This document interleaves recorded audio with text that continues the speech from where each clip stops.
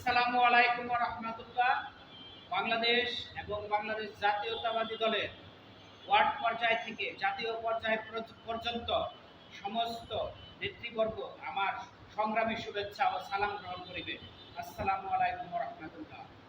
কিছুক্ষণ আগে এনসিপি বাচ্চা নেতা নাসিরউদ্দিন পাটোয়ারি সে বলেছে নির্বাচন ফেব্রুয়ারিতে হবে না।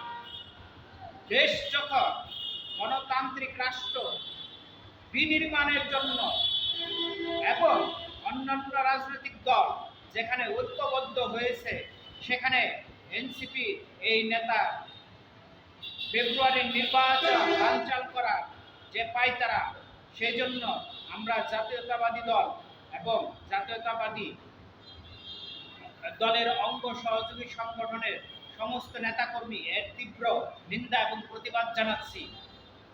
বাংলাদেশ বর্তমানে এক কঠিন সমীকরণের মধ্যে রয়েছে।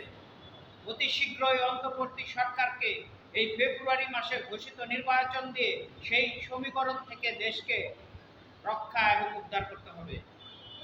অন্তর্বর্তী সরকারের ঘোষিত সময়ে আমরা নির্বাচন দাবি করছি এবং এই সমস্ত বাচ্চা নেতাদের কথায় কান না দেওয়ার জন্য আমরা অন্তর্বর্তী সরকারের প্রতি আহ্বান জানাচ্ছি। আমরা ফেব্রুয়ারিতে নির্বাচন চাই এবং ফেব্রুয়ারিতে নির্বাচন দিতে হবে। মানুষের গণতান্ত্রিক অধিকার নির্বাচনের মাধ্যমে ফিরিয়ে দিতে হবে। সকলেই ভালো থাকবেন, সুস্থ থাকবেন। আল্লাহ হাফেজ।